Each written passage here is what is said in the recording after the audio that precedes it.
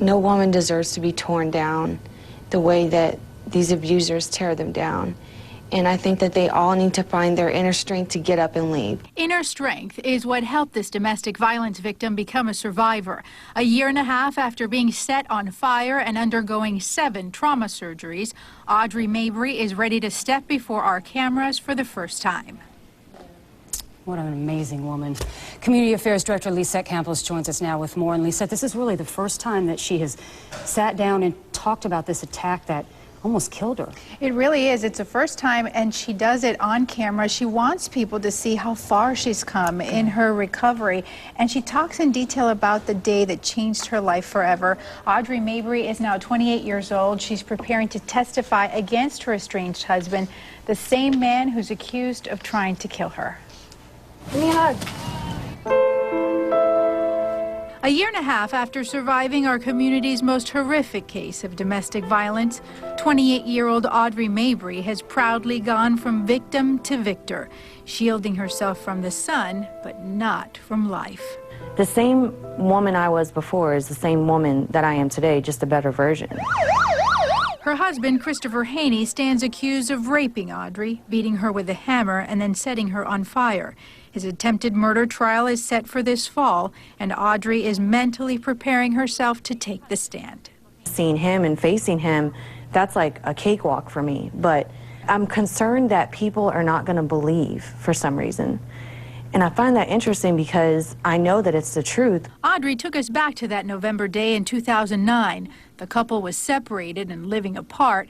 Audrey says she'd stopped by the house between class and work when she was ambushed at the door. I remember looking down and seeing the blood drop to the floor and thinking to myself, this is very real. Like, what is going on? He had a candle. He got a candle. It was the same candle that we had in our home for 5 years. I remember exactly what it looked like. I remember exactly what it smelled like. Something just changed in me. I remember him lighting the candle, and I knew exactly what he was going to do to me somehow. That's when I started praying to God, just let me live.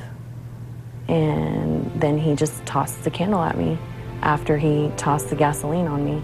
The burns over 80% of her body are a daily reminder of what she endured.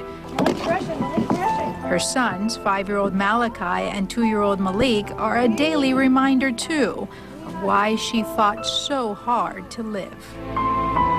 I mean, my kids are too young to really know, but my oldest is old enough that he's not far from putting the complete picture together. You know, he knows that his dad went away, and he knows that his dad can never come back. Audrey's days are now filled with victories, big and small. Like the first time she cooked on a gas stove, lit a candle at home, put on makeup, watched her hair grow back, faced questions from her boys. I remember Malachi asking me at one point if we could put a picture of his dad on the refrigerator. We were going through pictures one day, and I was like, absolutely. In my mind, I'm like, hell no. But of course, you do that for your kid, you know? Haney's picture isn't on the refrigerator anymore, but it's not too far off. During our visit together, Audrey shared with us family pictures she keeps for the boys' sake. Images of happier times. 6.5 years of memories, including their wedding day, playtime, and family outings. It's strange that I can reminisce and actually smile about some of the times that we had, but it wasn't, you know, all bad. It's a common thread among victims of domestic violence. 1 in every 4 women in this country will experience domestic abuse, and advocates say the pull of happier times brings victims back to their abusers, an average of 7 times before the final escape. Expecting someone to believe that something like this could happen to them is unrealistic, because I myself never thought that it would happen to me. The Christopher Haney trial is set to begin in mid-September. ABC Action News will be covering it every step of the way.